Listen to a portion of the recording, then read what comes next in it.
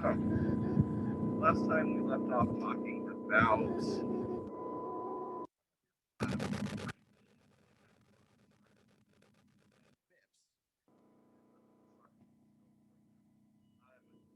today we're going to kind of build onto that, but we're going to move on to a little bit of higher level with the MIPS and how it functions.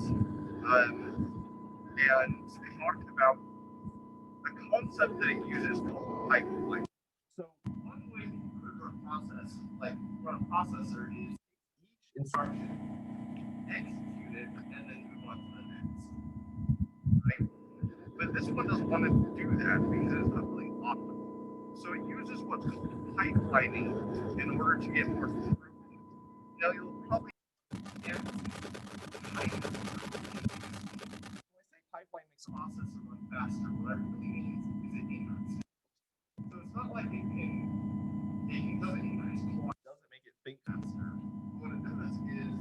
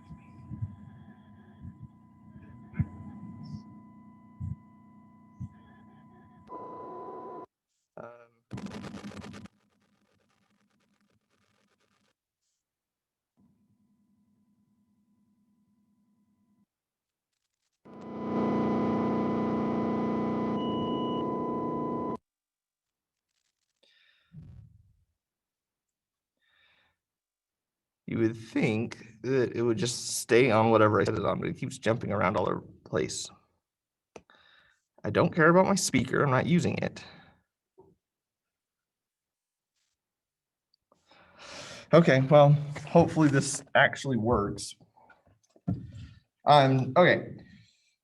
So as I was saying, it increases throughput, not the speed that it actually runs. So first off, let's talk about, I'm trying to figure out the best way to do this. So the idea of a pipeline program, each step of the program, right? You're going to go figure out what the code is, do something with the code, and then save the results of the code, the essential result of that. But you can do each of those for each command independently, and it'll build up to what that kind of means in a minute. But you can run parts of multiple commands simultaneously as long as you're not running the same part of the command for two different ones. So for MIPS or many other processors, we build what's called a 5-stage pipeline. The 5 stages, and the book doesn't quite address it this way, which is get the next command from the process controller, then decode, what does that instruction mean, then execute the command, then deal with memory access, and then what they call write back, which is either feed it back around to do more data with that same thing from the register or save that into memory. You can have a situation with MIPS where there's a little bit of overlap between this idea between execute and memory access, because your commands are what's doing the, like executing the command is the memory access. So you have to be careful here to make sure these are separate commands. So fetch is really just about getting the next command, but we first have to figure out what is the next command, right? So if we hook up a mux, the next one, each time we want the next command, we jump forward. Or we could take one of those branch commands where we're trying to go somewhere else, right? Either loop back or jump forward potentially. Well, I guess this difference is jump n, which is where we just jump forward some number of processes. And then we have jump to, right? So it could lead to a specific location. So, and then all of these feed into the process controller which is essentially just a counter, right? Plug this into what we would call the instruction memory.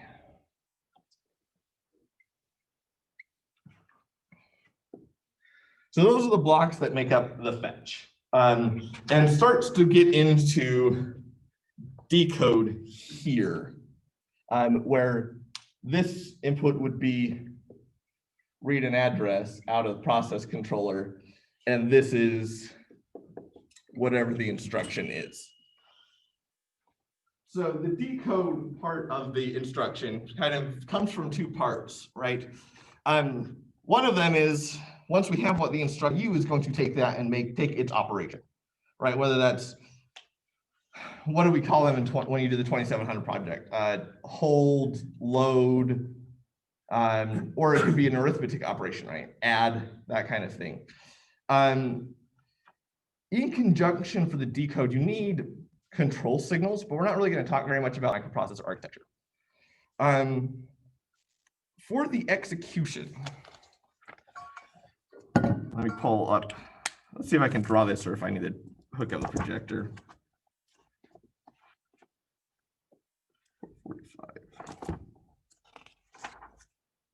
Oh, this will be fine.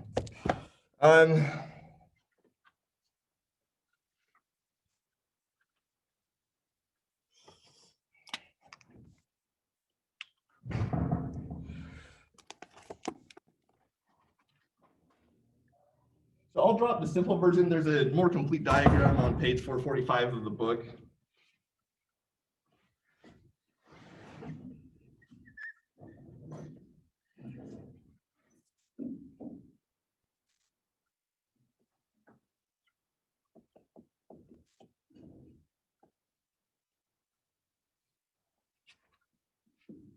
Yeah.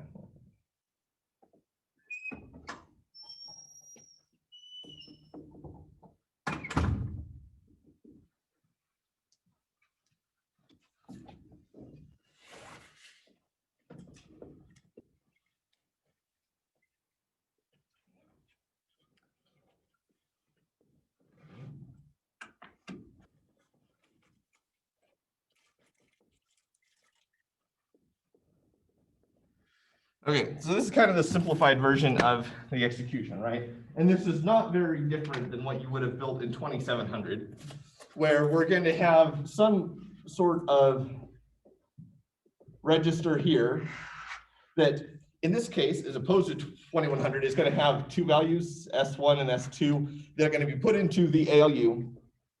We're going to do whatever the operation is.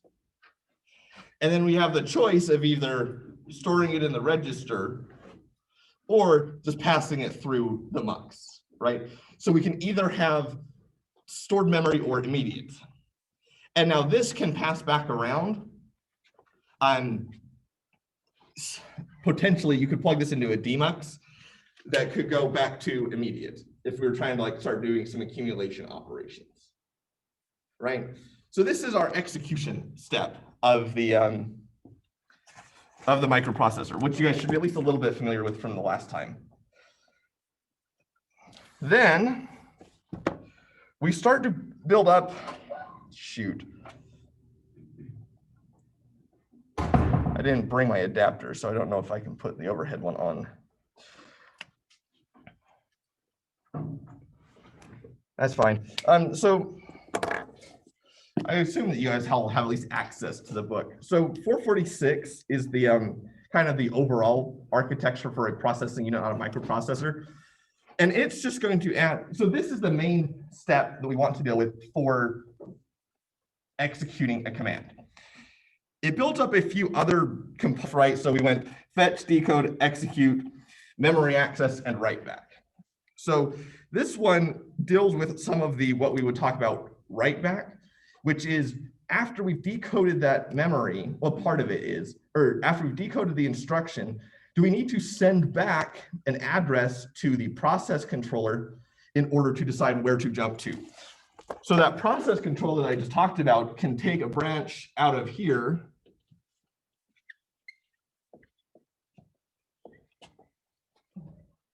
and feed back around in order to control some of the registers. So this way we can start executing some of our memory and load and that sort of commands, right?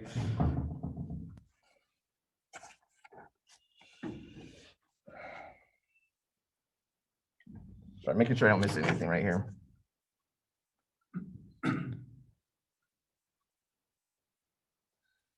Yeah, I think that's all. So what you'll notice, what that figure, if you go and look at it, is missing is a lot of the command signals, the control logic. So like this one has some sort of enable signal, right? That has to select between. That gets generated by the controller.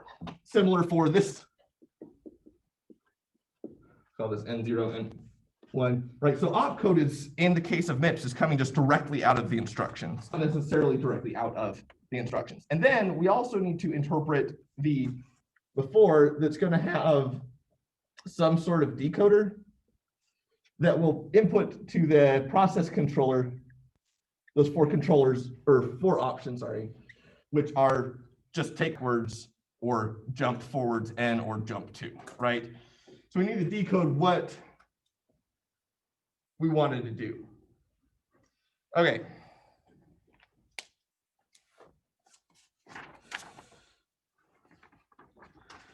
So now if we look at this, it's really hard. I'll be right back. I've got to go grab my overhead projector. I really want that on the full figure up on.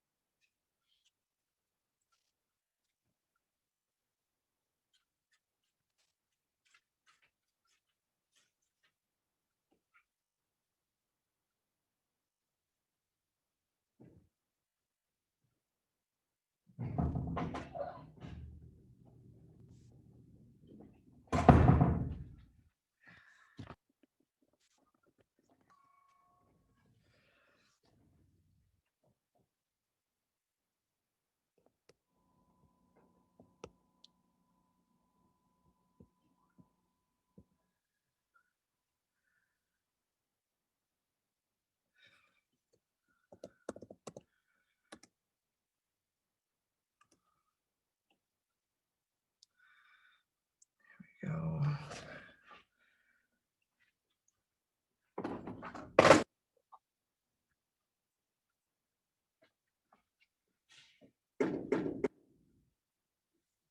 That's not healthy.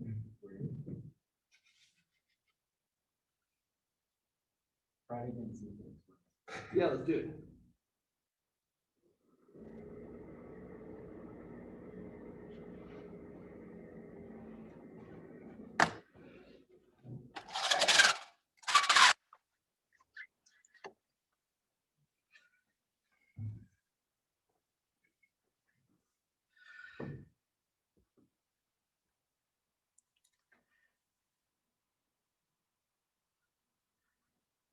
Okay, so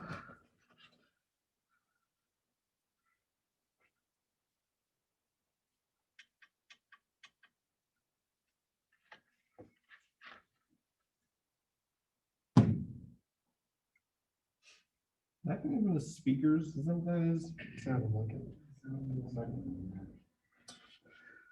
First one sounded like this. Yeah.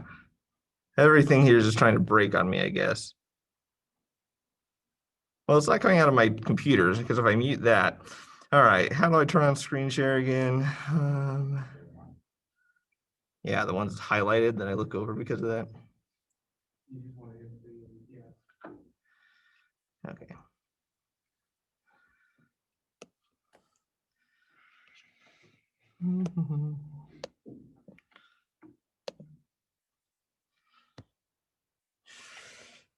Okay, so here's the full diagram that I was talking about, where you've got down here the execution, right? And then you've got to deal with the process controller input that's then feeding back around to what is the next process controller unit. Read the address, output the instruction, and then the control unit is generating all of these control signals, which includes the register or immediate, whatever the instruction's going on. If we want to shift lefts, the direction of this mux, and so on and so forth. So we're leaving out kind of the logic of that control unit. But there. So for the process controller, let's just look at the easiest one first. Process controller here, we take that output. We're just going to add 4 to it to step to the next one and pass that all the way to process controller plus 4. Now, if we wanted to do that same thing, but we wanted to branch, we have this other adder that we can shift and go backwards. But if we want to jump to a specific location, that needs to come out of the register. So that's the process controller. Now, this is where we can start thinking about it as a pipeline. So one of the things that the book doesn't include, which I will draw up on the board, is something called a pipeline diagram. Now, let's say that in order, I wanted to send a command that loaded data, then added 2 datas together, and then saved it back, right? So the load data comes in, we get the registers, we are going to come in through the ALU, it's not going to do anything, right? It's just going to be the load, hold, whatever. We're going to pull some of this in here, where an SR1 is going to be the operation essentially, and SR2 is going to be the address. And then we're going to access memory, right? So this is changing on whether we're going to registers or to memory. And remember that in MIPS, we want to access memory as rarely as we can. Well, let's execute memory, pull some data in, and feed that back around back into our register so that we have that for access. Now we want to take the next command, which is let's take what we just loaded and add something to it. So then it's going to process controller, going to bring something in. The register controller will tell it what to add, we'll add it. And then we're going to write back into that memory and save it. Now, we could do each one of those at a time. We could execute it, wait for it to finish, execute the next, wait for it to finish. But what's nice is that we can separate these all out into functional blocks that can be separated out by essentially 1 clock cycle, as long as our delays of like the ALU match. So step 1, we get the instruction.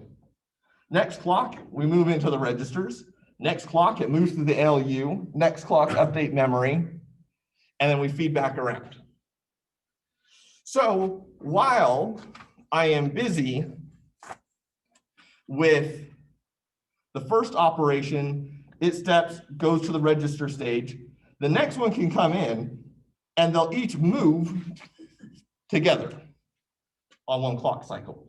So I can start executing multiple commands using the same architecture almost simultaneously.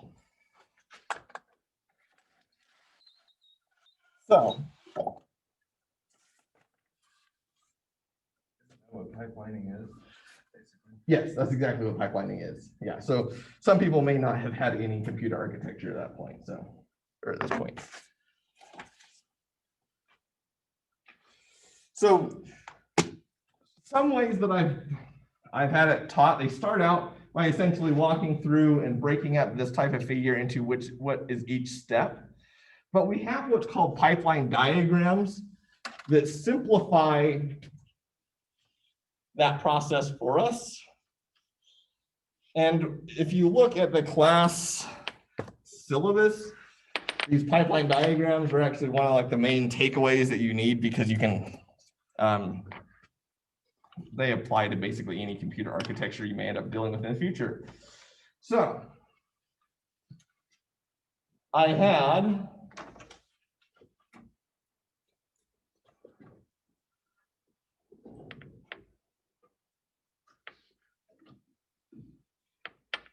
So I talked before about the 5 steps, right, to the MIT, the 5-stage pipelining, which is going to be, if we look back, I want to make sure I stick with the notation because it changes depending on the book. Fetch, decode, execute, memory access, and then write back. So each of these happens on a clock, right? So this is clock 0, 1, 2, 3, 4. And this is command 0. And as that moves through, as soon as it's past the fetch stage, I can then introduce command 1, which is my next one.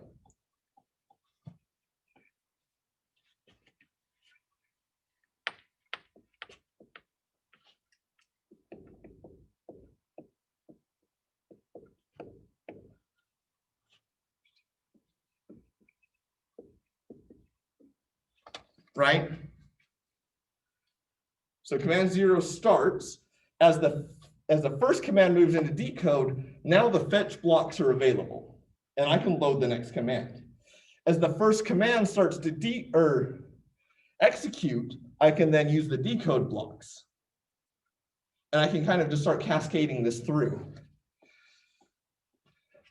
So then I can really keep going.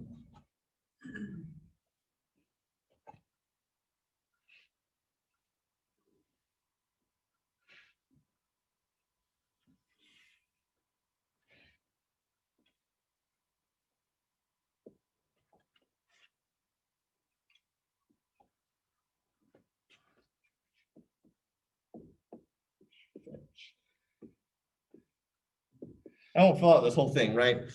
Until at this point, fetch, decode, execute. Right? At this point, we would call this the pipeline is full. Because I can't do any more commands inside of that, right? Because all 5 stages are working. Leading up to that, here, we're filling the pipeline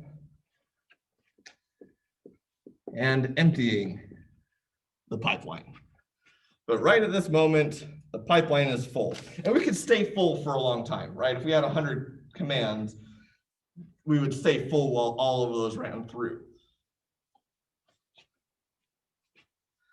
So this is when I say pipelining speeds up a processor is what I mean. It doesn't make the commands execute faster, but it can start working on the next one before the previous one is finished, saving us some precious clock cycles.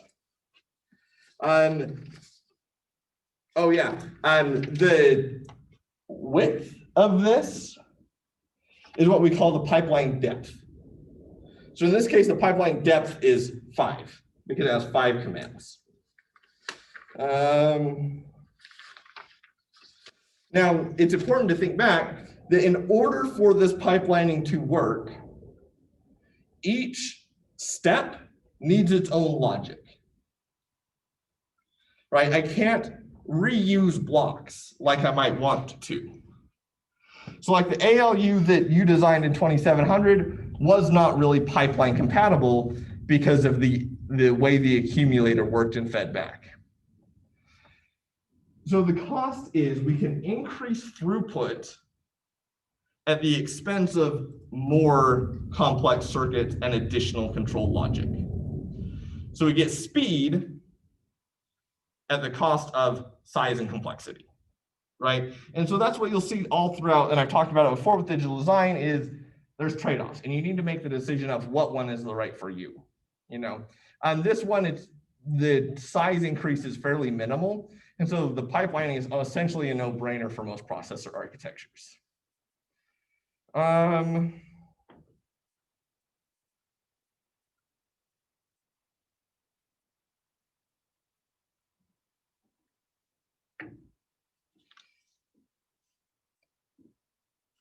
Okay, yeah.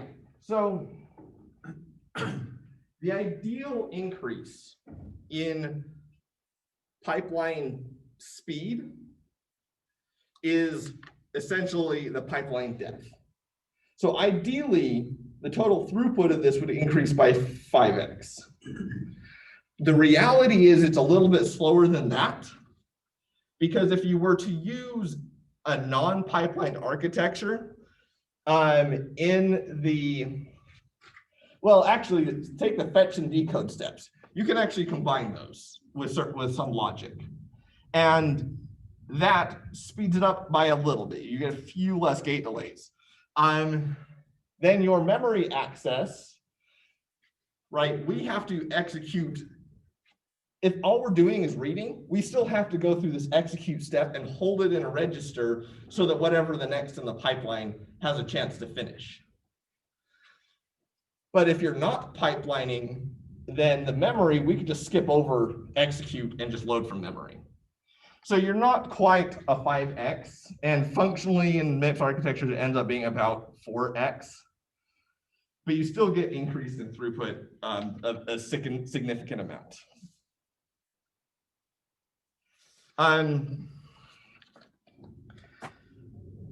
According to the class rubric that I have to look and make sure what you guys know, I have to essentially give you one of these on the exam.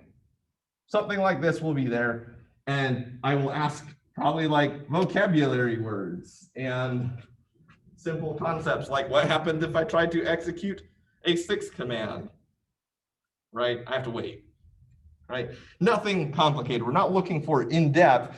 What we're looking to do is provide you with a point of reference.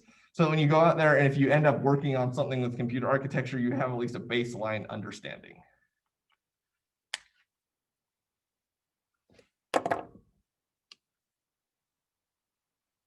Okay, so I think I'm gonna move on from the microprocessor architecture section. You guys will get more exposure to this if you, I actually don't even know if it's electric or not, right? Embedded systems should have more. If you're really into microprocessor architecture, the CS department, if you're CEs, you can take, I can't remember what their numbers are for their computer. They have two in a series of computer architecture. Say that again? 2180. 2180. Yeah, and then there's a 5000, 6000 level one as well. I don't know how much benefit you're going to get out of the 2180 one, to be honest.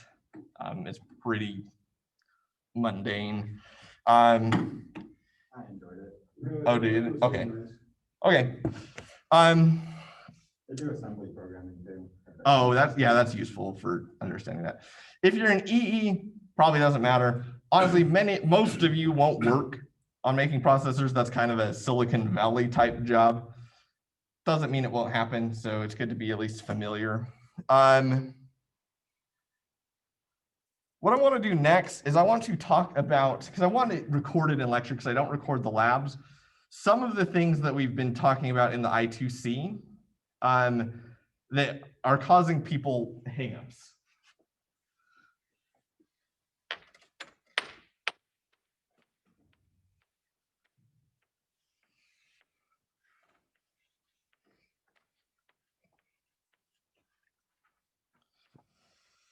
All right, so first off, there is something that I realized, and I've said this in lab, but it's, again, good to have it recorded and good in case anybody's missed it, that when you have an in-out, right, you need to set the output to a high Z anytime that you're trying to read.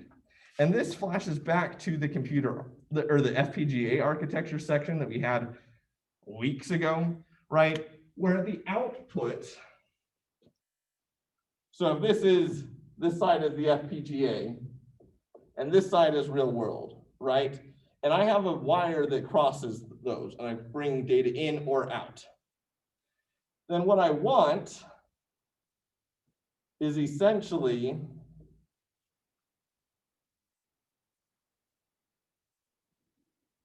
something like so, where I have buffers that if I'm writing, data goes out. If I'm not writing or I'm reading, data can come in. When I set my out equal to Z, what I'm really doing is I'm turning off write. but I can still read. Okay. And then just for reference, so that we don't forget, because this is a little bit of an important idea, right?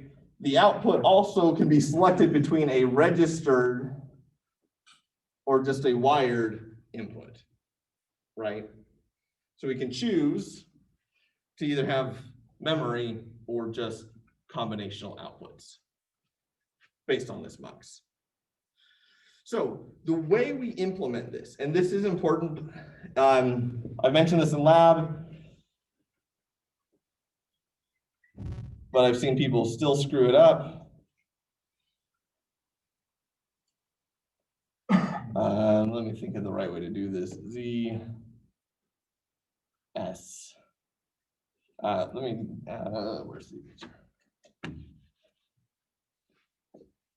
S data.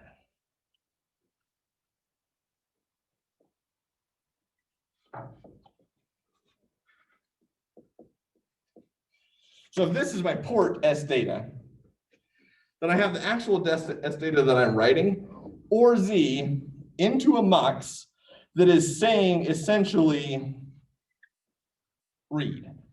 So if I'm not reading, so read is 0, S data gets to pass through. If I am reading, then Z passes through. This is the best way to implement this. Now we run into another problem. Inside of our ADC, in order to protect the ADC, because they don't want students like you to make a mistake and try and write a 1 while it's trying to acknowledge 0 and then blow up one of its transistors, right?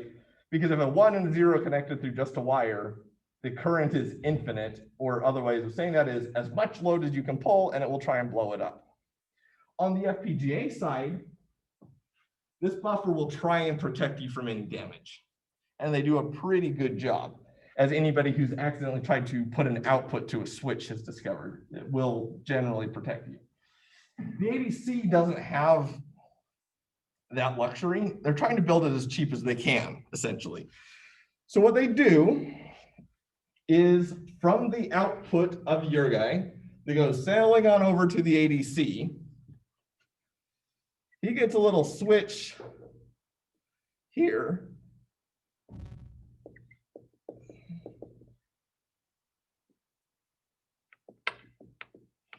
So this side is your ADC.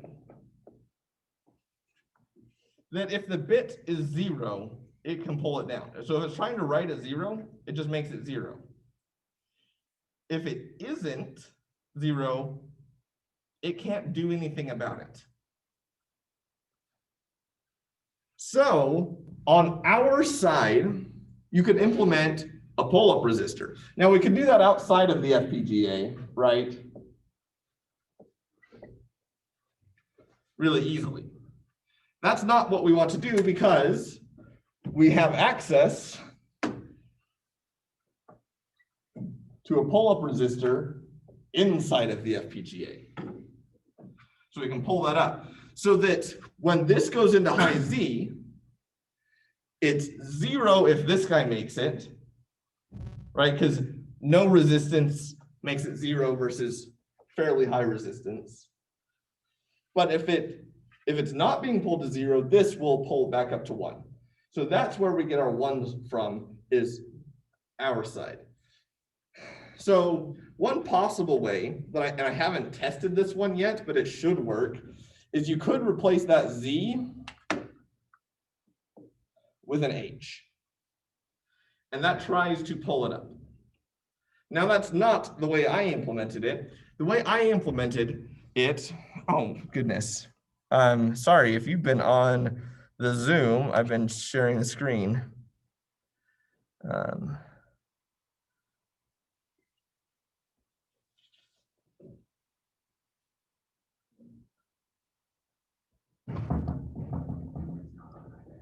Yeah.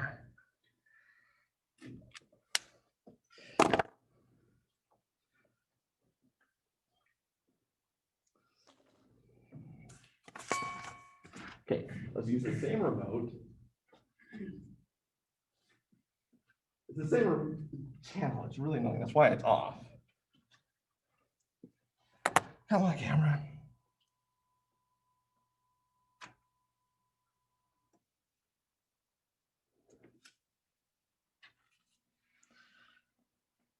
Oh, the fuzzy noise is back. That's good.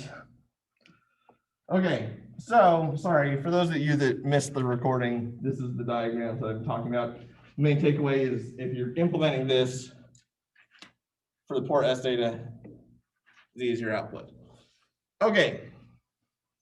So the way I implement this is keep the Z rather than using the H, and then we can use the Xilinx Unison libraries. Now, these are available to you whenever you create a new file. At the top of a new file that you create in Vivado, just like it will have the standard logic library commented out, it will have the Unison library commented out. So you will remove those comments so you have access to Unison, and it says use Unison or library Unison, use Unison parts or something like that. Uncomment those two lines, and then you have access to a component that is a pull-up resistor. In order to use that, you don't have to make a component declaration. You just need to make a component instantiation.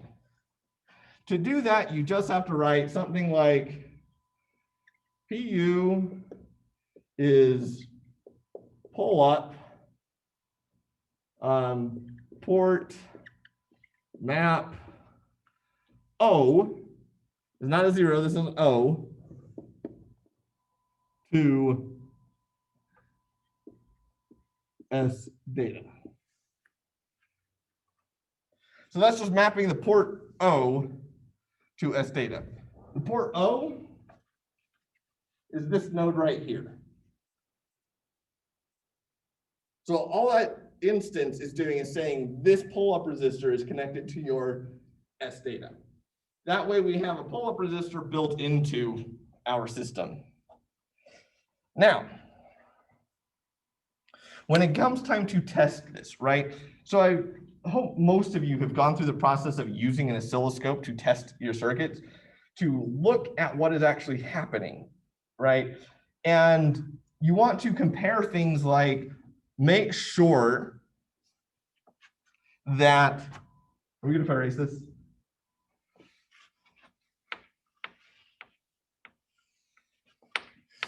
If your address line, so I like to connect up, we only have 2 channel oscilloscopes in that lab, so use both channels and say one of them is data.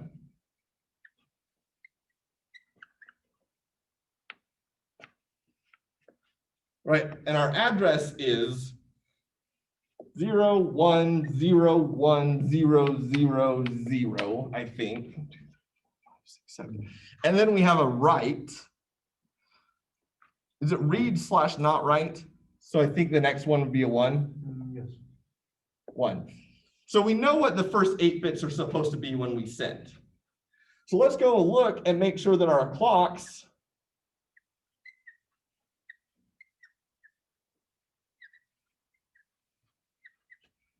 right at the rising edge of these sample the right things. Because that's all the ADC is doing, is looking there, and at the rising edge of the clock, it's sampling that line. Now we may have an issue that we don't want to plug the ADC in yet. So what we can do is instead of the ADC, we can hook up a pull-up resistor, or we can just skip that step if we've done this, because we already have a pull-up resistor. And we can make sure, because if there's no ADC and that pull-up resistor exists, when it gets to the data section, there's going to be an acknowledge, and then the ADC is going to send us data. Well, if an ADC isn't connected and I have a pull-up, that's just going to go to 1 because it's getting pulled up to 1. Now this is nice because that means we're getting all 1s in the data packet. What that means is we should output whatever the maximum value of the ADC is. right? Because 1, 1, 1, 1, 1, 1, so on and so forth. So we can test that all of the lights work. That explains my test. Yeah. I was wondering why all the lights were on when there was no signal. Oh yeah, that would be why. Okay. Yep.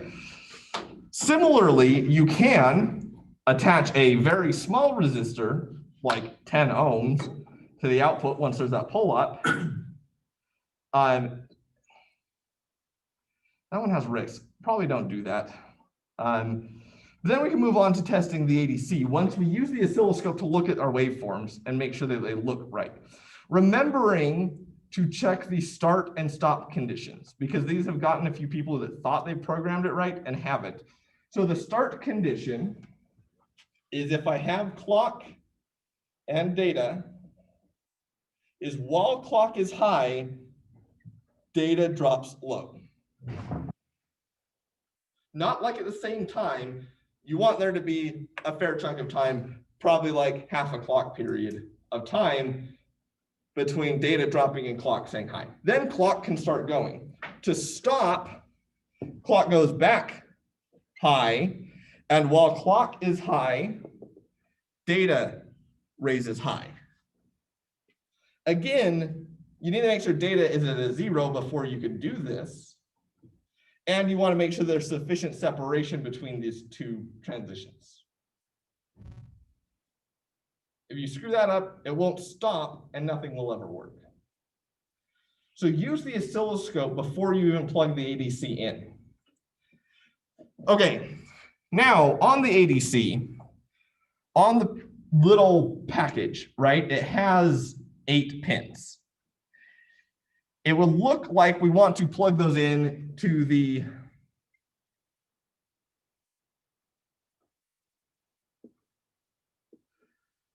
PMOD port, right? Just 1-to-1. But it's actually easier if you use the bottom row of pins that then plug into this, and the top row of pins just sit over the top of it. The reason for that is these two on the little PCB, the PMOD device, they're shorted together. So it doesn't matter if one side is floating because it's just shorted. If you were to plug it directly in 1-to-1, then you would need to do something with the other ports, which is either mirror the output, which is a bad solution, or just set them all to high Z, right? So that's your choice. You could do that, is you could go declare ports, and you just call them, well, let's see, this is, I think, VCC and ground that are tied together. And then you would create like dummy 1, dummy 2, dummy 3. There might be another one. It's only 2? Oh, regardless, you just create dummies and just fix those to Z so that they aren't doing anything. I did it this way. Most students have done it this way. Either one will work. Just be careful with that because you can get corrupted data if you don't.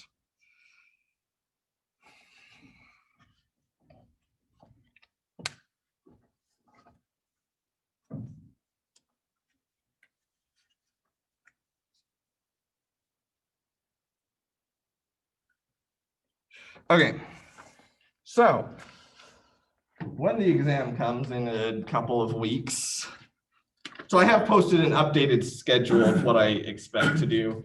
I will be asking questions about the labs. This next exam will probably have quite a few questions about all of the labs, in fact. So some of the questions that I still see people struggling with is that if I were to say that here is an ADC, and then give you like the data sheet that shows you the address, all of the overhead, right? And ask you, what is my maximum sample rate from that ADC? If my maximum I2C clock speed is X. You should be able to calculate that. If you can't, start figuring out how, because it's important. You also, and most people get this, I think I even did put it on previous exam. I will do it again because it's so important and so simple, is making sure that if you have a master clock, is what is your division in order to make something like a SPI clock? How do you calculate what that SPI clock is? So you have a master clock of 75, let's see, like I said, you have a master clock of 75 megahertz and you need a SPI clock of 2.5 megahertz. Write a quick VHDL process to make that SPI clock, right? And you can't just write clock equals 2.5 megahertz, right? You have to build it out using a counter with the correct division.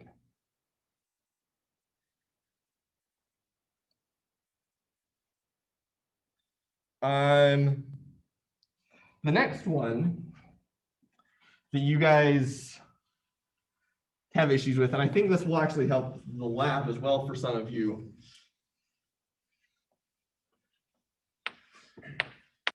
When you are trying to control the ADC update rate, say, right? So I'm reading from this ADC and I want to save it into memory.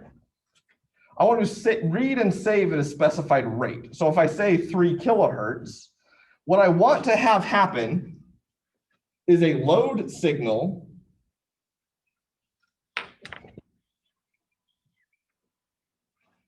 that pulses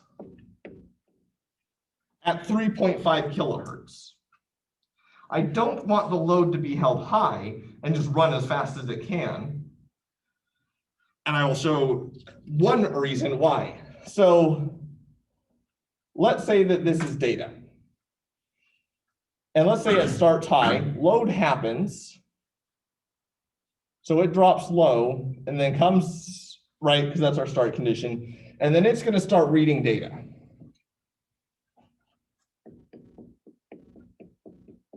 Right? And then it finishes going back high and is ready for the next load, right? Now, I could give you a diagram or ask a question that starts to get at how fast does this clock need to be in order to finish at the sample rate, right? So if we look at our I2C, it has 8, 12, 16, 17, 18, 19, or 20 bits that it requires. So let's say it's 20. If this is 3.5 kilohertz, you should be able to calculate how fast this clock is in order to finish 20 bits before the next load signal comes. Right? Because it does need to finish. Because if it doesn't finish,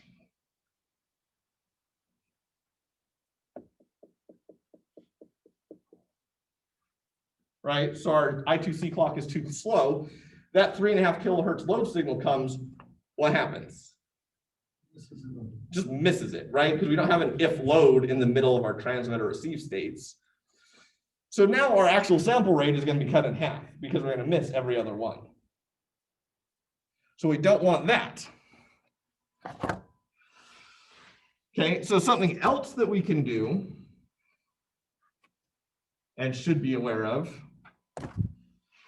is always, always, always use a buffer when you do this load. So let's create a new signal that is called increment address, right? And let's just say the pulse on this steps to the next address of data that we're trying to receive or send. So let's now consider the same waveform as our SPI device. So now we're writing data, right? So we're coming along, we're at an address, we transmit out whatever was at that address, we then increment the address and move on, right? And so we send out a data, increment the address, send out that data from that new address. If I don't have the buffer, when the load happens, and I increment the address here, what do I send out? Whatever came across on the line at that point. Yeah, exactly. So here, where that transition happens, instead of sending all of the data from what you think you're sending, you're instead sending A0, A1, A2, B3, B4, B5. So address A, address B, bits 0 to 3, right? So in the middle of your transmission, you're suddenly sending half of whatever that it was. Will completely ruin it. Whereas if at the load you stored it into a buffer, then you can change that data at the input whenever you want without causing an issue. So look to make sure that you have buffers, because this will cause you issue.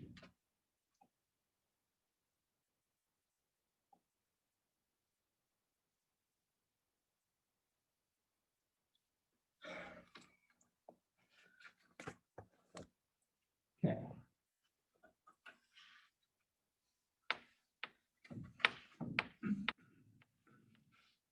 The next thing I want to cover, and probably the last thing for today, is what we would call quad spy or Q spy. So this is not something that you'll do or use in this project, but it's something that you should be aware of.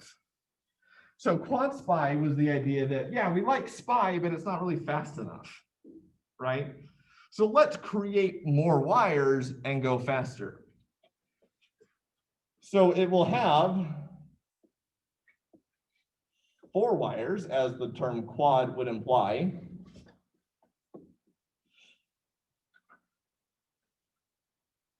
And then each of these will send out its own bit stream.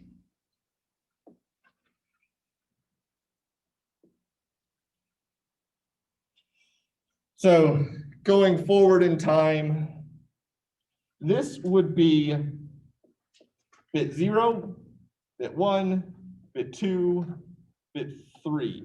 And the clock is doing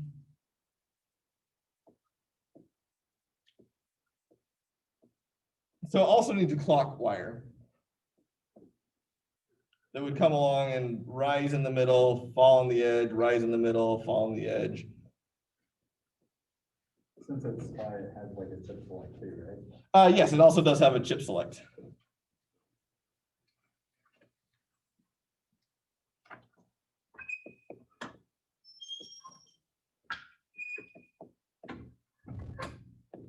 Right, so now I'm getting bits 0 through 3, 4 through 7 each on clock. So 4 bits, 4 bits, 4 bits. So we're 4 times faster.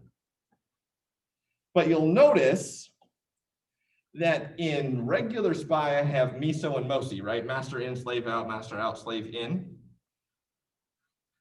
That doesn't exist in QSPI because they don't want 8 wires. So as soon as you switch to QSPI, these have to become in-outs. And you'll have something like your ADC that you've worked with that will have whatever conditions in the data sheet that says, after the first 8 bits, I'll send and acknowledge and then send you data. Right, so we could use a SPI ADC or a QSPI ADC. These are quite popular and gaining more popularity because the speed is substantially better than SPI or I2C. It uses a quad spy on our basis 3 to communicate between like the non-volatile memory and the... Yes, yeah. Yeah, memories are prolifically quad spy. Almost every memory I've dealt with in the last like 5 years has had at least a quad spy option. You can set it up for regular SPI or quad spy. And if you want to access its full speed, QSPI is fastest. Right, you can go a step further and you might have like large buses that have the same idea that might be 8, 12, or 16, and they're the same type of idea.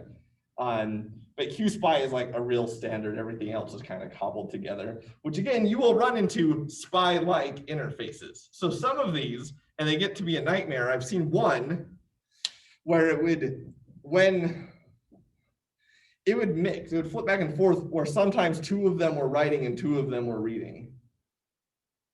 And then all of them would switch to write and all of them would switch to read, depending on what you were doing. And it was a nightmare. Fortunately, most of the time it doesn't do that.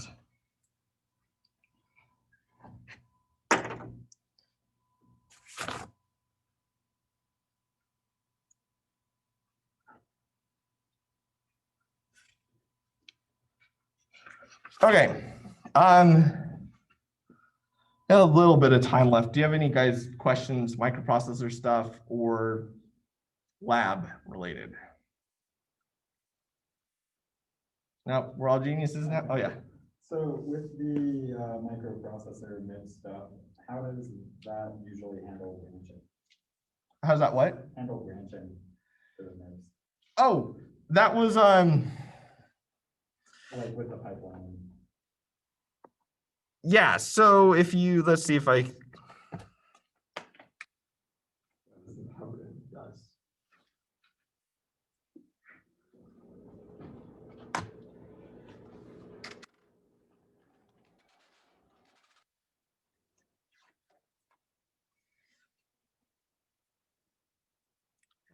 I wonder if I still have.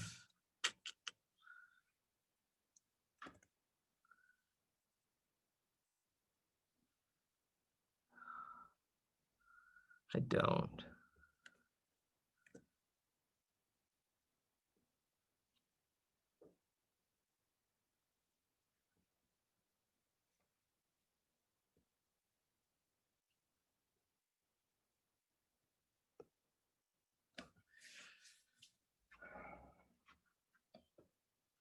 Ask your question one more time so I make sure I get it right. So how does it handle the pipelining with the Oh, branching? the branching, yes. So if it wants to branch, that is handled by this guy, this adder. So the process controller at the current time is red. The instruction then is interpreted by the control unit and will determine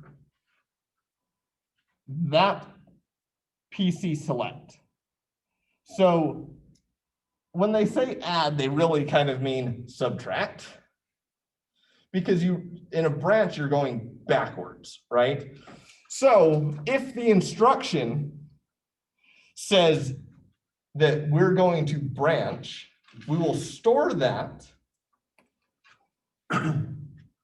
and read that out from the register into the adder. So what are we branching by? And then feed that back. The control unit will push the PC select. That will get fed back around to the process controller, and now we're back to where we were. Does that answer your? Yeah, well, I guess my question is more like, because like branches pretty much always break the pipeline, right? Because you can't like anticipate whether it's gonna branch or not. And so how does it handle like storing? Oh, During the branch. Yeah, like branch prediction, or does it do anything like that? this type, the 5-stage, doesn't need to. But they will occasionally, when you're having a situation where you're waiting on one of the previous pipeline results that it hasn't come through, they will have to put a hold on. And so you'll actually see an emptying of the pipeline while you wait for that instruction to finish and be ready for use. So branching can slow it down a little bit as it waits for a previous process to go.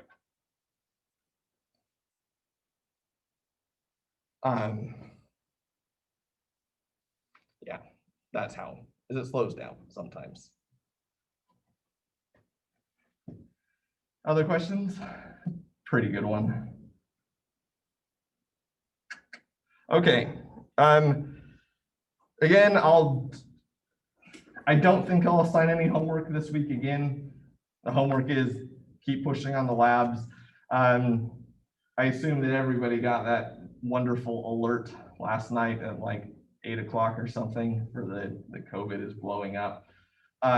So far, I don't think anything has changed for us yet. So we'll keep pushing on. At this point, I'm likely going to have to drop the DSP lab. I just don't want to risk it. I don't want to run over. So once the I2C is done, we will start going for full system integration, start stitching everything together. I will cover that more. And let's talk about it right now. I got some time.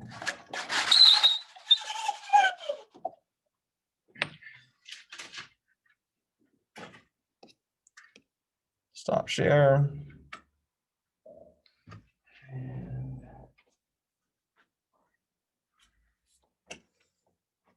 Okay. So I will write up the lab so that you have like the official details and how it's created and that kind of thing. The general idea is that you're going to use the UART as an interface to a computer. You're going to write to, using UART from the PC, send a begin command. That begin command will tell the sine wave to start playing, and then you will push a button or send a command, I'll have to figure that out, to start recording that sine wave that you guys have made. It might not be a sine wave. I may provide you a different COE file. It will then record it and then begin streaming that back to the PC to save that data. I will probably have to write a quick Python script. It's not very hard to save that data, but I may find a program for you guys to use, download that just does it. But the issue is that if our ADC is 12 bits, UART is 8 bits. So each packet, or sorry, each sample from the ADC needs to be sent split between 2 UART signals. That's the whole system, is some simple control interface, have it begin, send stuff back at predictable sample times. I will probably, if I'm dropping the DSP lab, add something into it where you will need some simple logic that reads from the computer's UART command. So I have 8 bits of command that you can send, and I would probably have some things that you have to be able to turn on or off. For example, your computer, you will have to probably send a command to the PC will control whether you're in switch mode or continuous memory mode. It will have to start or stop. It will have to turn on or off the lights on the LEDs that are continuously reading from the ADC output. And you might even have to go so far as you send a command that part of that will be how many memory addresses you read from in the memory.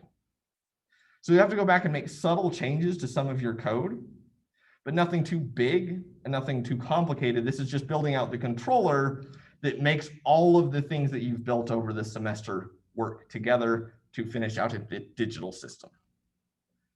So that's just kind of a sneak peek ahead of what we're looking to accomplish with it. I will write out a full lab that describes everything in detail once I have that hammered and locked down. I've been kind of putting it off to wait to see how far we get with this, right? Because the ideal situation would be you could get to the point where it would be like an arbitrary waveform generator, right? Where you could actually send it data that would then write and then you could record, right? We won't get that far, but that would be the kind of ideal end product that this would do. But we'll get that sent out, worked on soon. Keep pushing forward the I2C lab. I think you have 3 people that are essentially, 4 people now, I think, that have essentially finished it. Like they're polishing touches, so it is achievable. Again, if you're stuck and it's not lab time, send me emails and questions and that kind of thing. Any questions? Are we doing a FIFO with that?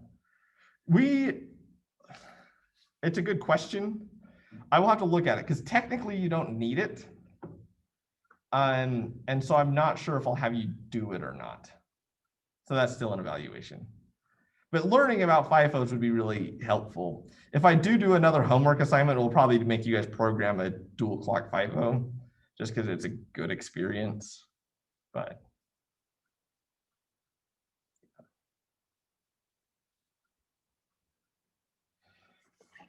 anyways, I guess that's all for class.